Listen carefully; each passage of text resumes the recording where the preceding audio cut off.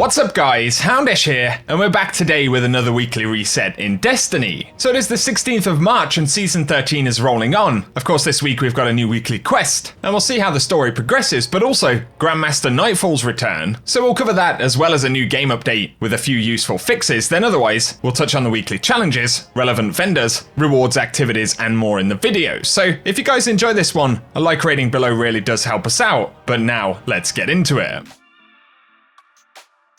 So jumping into the game right here, we can see that we've got the Challengers Proving 6 quest available at the helm, so we'll jump over there. But while we're at it, we may as well point out that Grandmaster Nightfalls have now returned for the season. That will of course be the 1350 power variant, but we can see the Devil's Lair is the featured Nightfall for this week.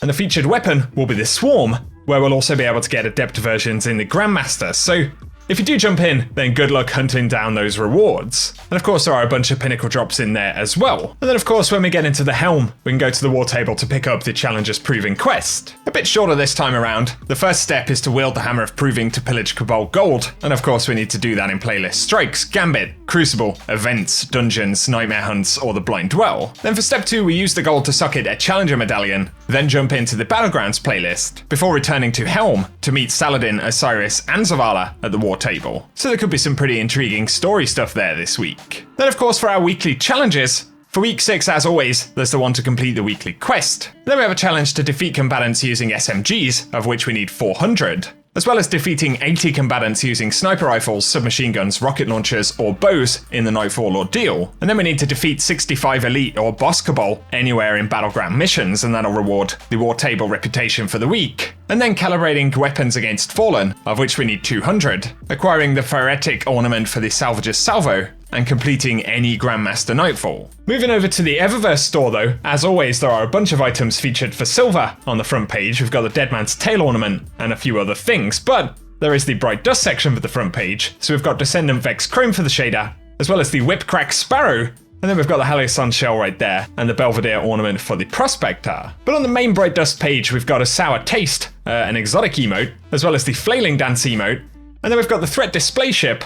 I'm seeing the Celestial Grief, so the Universal ornament for the boots for the Titan. But we also have the That's the One emote, the Foundational Structure ornament for the Hardlight, and then the Thumbs Up projection. But also the Champion entrance, the Cabal entrance, and Sterile Neutrino effects, so those are the Transmat effects. And finally the Nectar Dynamo shader, Byzantium Lotus, Desert of Gold, and Soros Modular Shine shaders. Just checking in at Banshee for today. Right here we've got the Incinerating Light Warmind Cell mod, so you can grab that one if you need it, as well as the Sprint Grip Weapon mod. But of course these do reset on a daily cadence. Then we have the Legend and Master Lost sectors, so we've got Concealed Void on Europa at 1330, dropping exotic helmets, as well as Bunker E15, dropping exotic legs at 1300. While we're at it, we may as well take a look at the Europa stuff, so we've got Simulation Safeguard for the Exo Challenge this week. We can see the Eclipse Zone is in the Cadmus Ridge, and then we've got Empire Hunt the Technocrat for the featured Empire Hunt. And in the Deepstone Crypt we can see the additional challenge for the week is going to be Copies of Copies. Otherwise all of the normal pinnacles and stuff are on the Director. Hopefully we'll see the return of Trials on Friday, although it could be postponed once again because issues kind of persist despite the fact that Bungie tried to update that last week, so we'll have to see what happens and I'll keep you posted.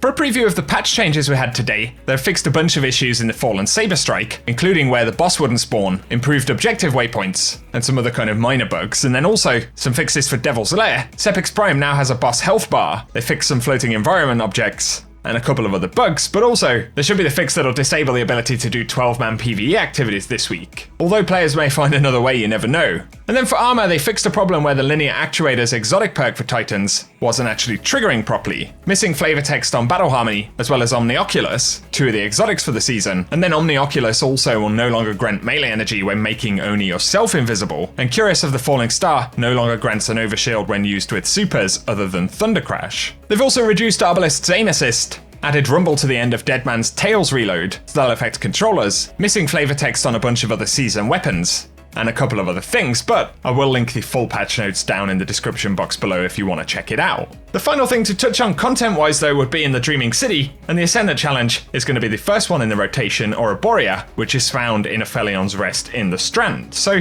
if you want the location and collectibles for that one, it will run out at the end of the video, but otherwise that rounds up everything we have to talk about in the reset for today. So as always guys, I hope you found this one useful, and if you have, I'll keep you posted on everything related to Destiny 2, so be sure to get subscribed, turn on notifications, but also let us know down below if you're going to be jumping into the game. And for now, I hope you have an awesome day.